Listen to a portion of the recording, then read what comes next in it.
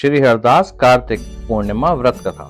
कार्तिक मास की कथा के अनुसार जब भगवान कार्तिकेय ने तारकासुर का वध किया था, उससे क्रोधित होकर तारकासुर के 3 पुत्रों ने देवताओं से बदला लेने का फैसला किया। तीनों पुत्रों के नाम थे तारकाश, कमलाक्ष, विदुन्माली। देवताओं को पराजित करने के लिए पहले तीनों ने तपस्या की और तपस्या के लिए जंगल में चले गए। उन्होंने हजारों वर्ष तक अत्यंत कठोर तप किया। उनके कठोर तप से ब्रह्मा जी प्रसन्न हुए और उनके सामने प्रकट हो गए और ब्रह्मा जी ने तीनों से वरदान मांगने के लिए कहा। तीनों ने कहा कि ब्रह्मा जी, हमने आपको प्रसन्न करने के लिए कठोर तप किया है, आप हमें अमरता का वरदान दे दीजिए।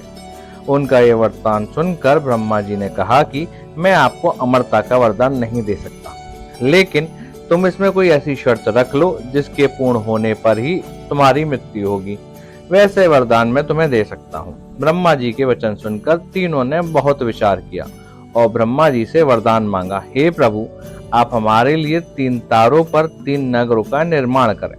वे तीनों तारे अर्थात नगर जब अभिजीत नक्षत्र में एक पंक्ति में आएंगे और उसी समय कोई व्यक्ति अत्यंत शांत अवस्था में हमें मारेगा, तभी हमारी मृत्यु होगी और हमें मारने के लिए उस व्यक्ति को ऐसा रथ और बाण की आवश्यकता होगी जो बनाना असंभव हो, सिर्फ उसी से हमारी मृत्यु हो।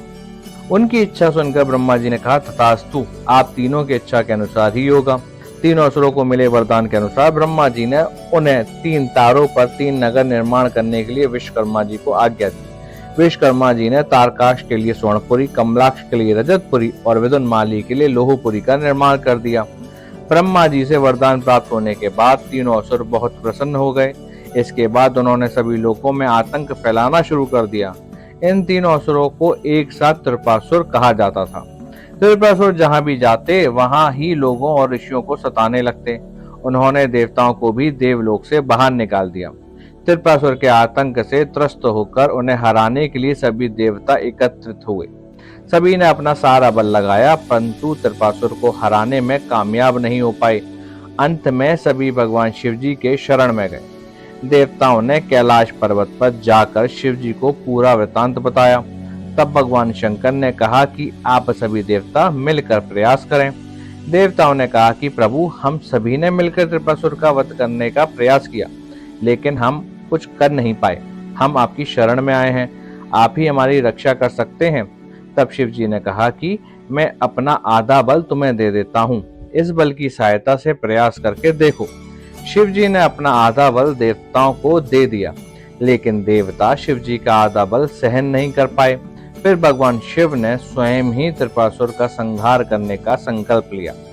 वरदान के अनुसार अब त्रिपुरासुर का वध करने के लिए रथ और धनुष बाण सिद्ध करना आवश्यकता था। भगवान शिव ने पृथ्वी को ही उनका रथ बनाया, सूर्य और चंद्रमा को उस रथ का पहिया बनाया, सृष्टा सारथी बने, भगवान विष्णु बाण बने, मेरु पर्वत धनुष और वासुकी बने उस धनुष की डोर। सभी देवताओं ने अपने बल से उस रथ संभाल लिया। इस प्रकार असंभव रथ बनकर सिद्ध हुआ। लेकिन जैसे ही भगवान शिव जी उस रथ पर सवार हुए, उनकी शक्ति के कारण वह रथ डगमगाने लगा। तभी विष्णु भगवान वृषभ बनकर उस रथ में जुड़े। घोड़े और वृषभ की पीठ पर सवार होकर महादेव ने उस असुर नगर को देखा।